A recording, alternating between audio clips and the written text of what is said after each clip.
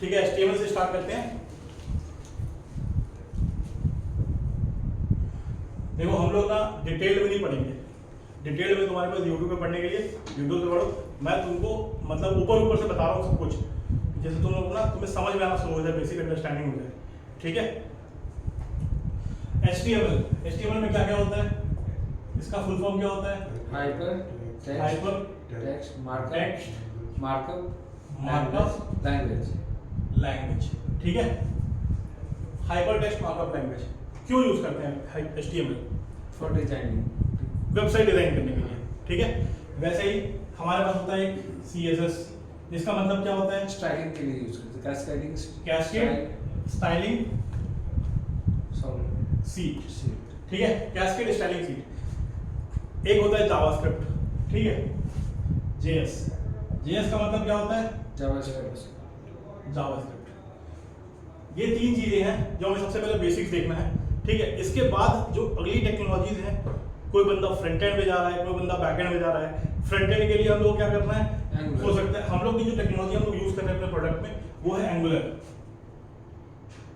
ठीक है, वैसे ही रिएक्ट भी होता है, बट हम लोग रिएक्ट की तरफ नहीं जाएंगे, हम लोग फर्स्ट एंगुलर करते हैं क्योंकि हम लोग एप्लीकेशन में एंगुलर यूज हो रहा है। क्लियर? देखो वैसे ही टेक्नोलॉजी होता है Node.js। ठीक है, Node.js जो होता है वो बैकएंड के लिए यूज होता है। ठीक है, जैसे हम लोग को मान लो पाइथन हो गया, ठीक है, बैकएंड प्रोग्रामिंग करना है, ठीक है, पाइथन है, जांगो है, ठीक है, वैसे ही जावा है, वैसे ही Node.js है। Node.js हम लोग क्यों करते हैं? क्योंकि हमारी पूरी टेक्नोलॉजी Node.js से बनी हुई है, और सबसे बेस्ट पार्ट ये है कि जो Node.js है वो जावास्क्रिप्ट पे चलता है। ठीक है, तो अगर आप लोग फ्रंट एंड जावास्क्रिप्ट में कर रहे हो तो बैकएंड भी जावास्क्रिप्ट में कर लोगे, कोई डाउट नहीं है। आगे बढ़ते हैं, इन तीनों को पहले देखते हैं, ये HTML CSS जावास्क्रिप्ट। देखो HTML होता है स्ट्रक्चर बनाने के लिए। ठीक है, कोई भी चीज का स्ट्रक्चर बनाना है तो HTML से बनेगा। अगर मान लो मुझे अमित को बनाना हो तो मैं पहले अमित को कैसे बनाऊंगा? HTML के थ्रू बनाऊंगा। अमित का पहले स्ट्रक्चर बनाऊंगा, स्ट्रक्चर है मान लो, पहले मैं सर बनाऊंगा, हाथ बनाऊंगा, पैर बनाऊंगा। HTML से हम लोग ये बना लिए। अब मुझे इसके बाल कलर करने हैं, कॉस्मेटिक्स करना है इसका, तो हम लोग क्या यूज करेंगे? CSS यूज करेंगे। इस वजह से हम लोग को CSS रोल में आता है। ठीक है, अब मान लो हमने HTML में अमित को बना दिया, उसकी कॉस्मेटिक्स भी कर दी, जो भी लगाना है, बाल काले करने हैं, दाढ़ी बड़ा करना है, जैकेट का कलर, शर्ट का कलर, सब कुछ डिफाइन कर दिया CSS के थ्रू। लेकिन अब मान लो कि मैं अमित को बोल रहा हूँ कि बोलो स्पीक। अब बोलने के लिए हमें क्या चाहिए? फंक्शनैलिटी चाहिए। फंक्शनैलिटी किस पे लिखोगे? जावास्क्रिप्ट पे लिखोगे, कोई डाउट नहीं है। तो कभी भी अगर फंक्शनैलिटी लिखनी हो तो हम लोग किस में लिखेंगे? जावास्क्रिप्ट पे लिखेंगे। अगर उसकी डिजाइनिंग करनी हो तो हम लोग किस में करेंगे? HTML में करेंगे, CSS में करेंगे। ठीक है, और HTML में क्या करेंगे? सिर्फ स्ट्रक्चर बनाएंगे। तो सबसे पहले क्या किया जाता है? HTML बनाया जाता है, स्ट्रक्चर बनाया जाता है HTML में। उसके बाद क्या करते हैं? उसका स्टाइल करते हैं, CSS यूज करके स्टाइल कर देते हैं। फिर हम लोग क्या करते हैं? जावास्क्रिप्ट से उसकी जो फंक्शनैलिटी है उसको बनाते हैं। क्लियर? कोई डाउट? ठीक है, आगे बढ़ते हैं। फर्स्ट फोकस हमारा HTML का ही है। ठीक है,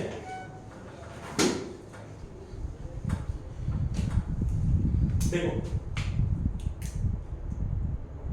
HTML में सबसे पहले हम लोग लिखेंगे,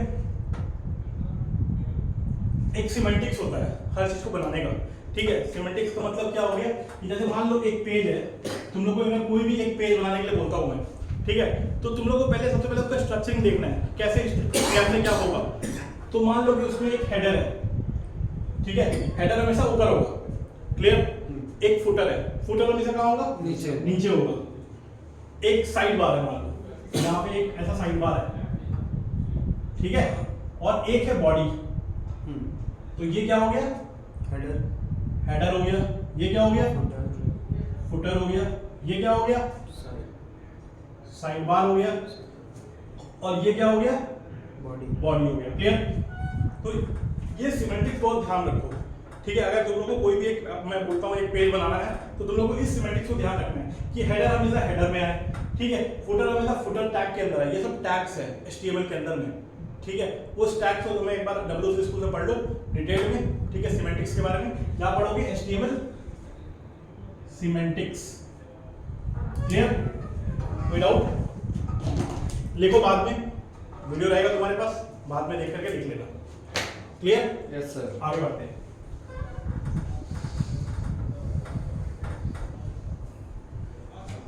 अब देखो HTML में अगर हमें हेडिंग बनाना हो, क्या बनाना है? हेडिंग।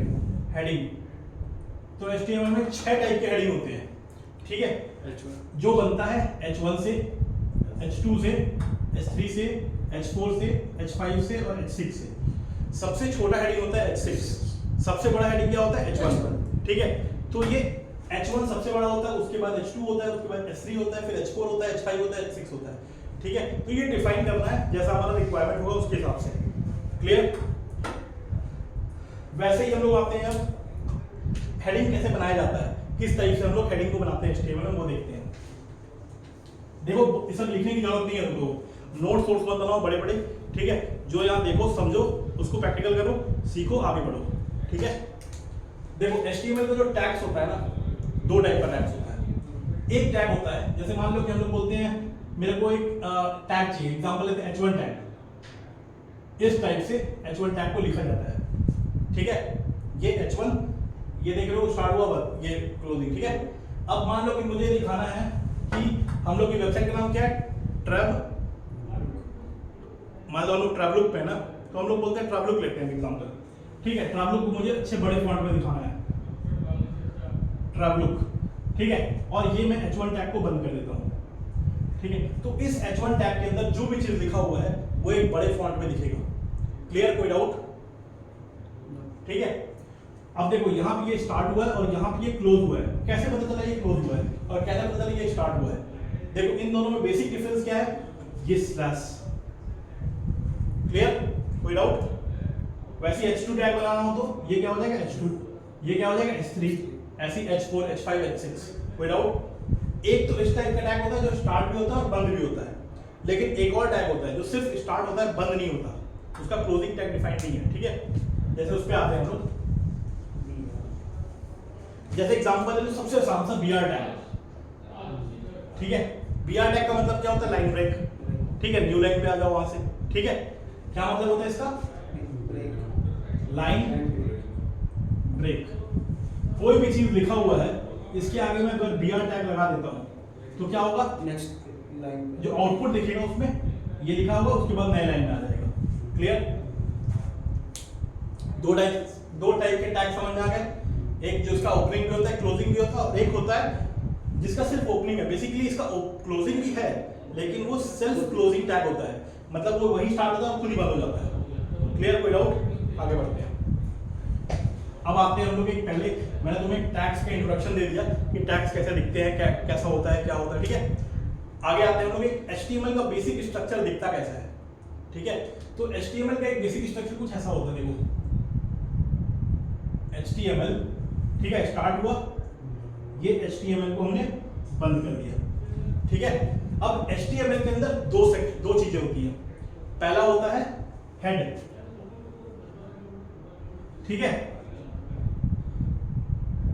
और एक होता है बॉडी। क्लियर? ये दो चीजें होती है HTML के अंदर, हेड होती है और बॉडी होती है, ठीक है?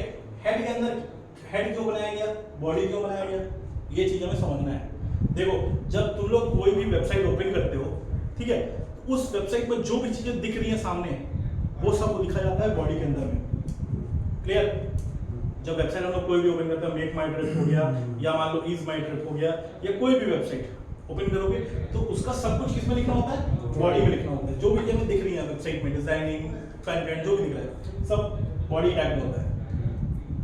हेड में क्या होता है? तो अभी हम लोग हेड में बेसिक से समझेंगे। सबसे पहला चीज, हेड के अंदर क्या होता है? टाइटल होता है, टाइटल। और ये हम लोग टाइटल बंद कर देते हैं, ठीक है? अभी मैं एग्जांपल दे रहा हूँ, इसको डायरेक्टली प्रैक्टिकल अभी मत देखना, हो सकता है कुछ गलती हो जाए, ठीक है? पहले समझो इसको क्या होता है। हेड के अंदर में क्या होता है? टाइटल, ठीक है? टाइटल में क्या करते हैं हम लोग?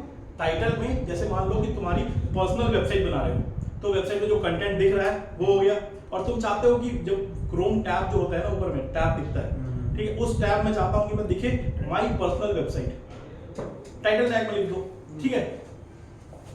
ये टाइटल माई पर्सनल वेबसाइट, ठीक है? तो ये टाइटल में हो गया। तो ये कैसा दिखेगा, मान लो इसके अंदर लिखा बॉडी में राहुल, ठीक है। तो ये पूरी जो वेबसाइट तुमने गूगल क्रोम में ओपन किया, ये जो तुमने वेबसाइट ओपन किया, ठीक है, तो ये हो गया क्रोम टैब, है ना। यहाँ पहला टैब ओपन हुआ, यहाँ पे देखोगे ना तो दिखेगा माई पर्सनल वेबसाइट, और यहाँ पे लिखा होगा बॉडी में राहुल, ठीक है। क्लियर, कोई डाउट? आगे बढ़े। यस। अभी हम लोग इसी बेसिक स्ट्रक्चर देखते हैं, बाकी हम लोग प्रैक्टिकल देखेंगे कैसे बनाया जाता है। कोई डाउट यहां तक?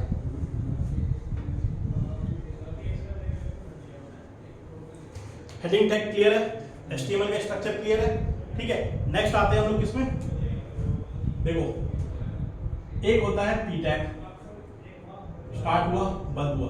पी का मतलब होता है पैराग्राफ टैग, ठीक है। जैसे कॉपी बुक में पढ़ते होगे, पैरा 1, पैरा 2, पैरा 3 पढ़ते हो ना, तो वैसा ही कुछ भी हम लोग को पैराग्राफ बनाना है तो हम लोग पी टैग के अंदर लिखेंगे, ठीक है। जब एक पी टैग के अंदर आप कुछ भी लिख देते हो, ठीक है, फिर एक और पी टैग बनाते हो, ठीक है, तो इसके अंदर कुछ भी लिखोगे ना तो इन दोनों के बीच में ना एक न्यू लाइन होगा।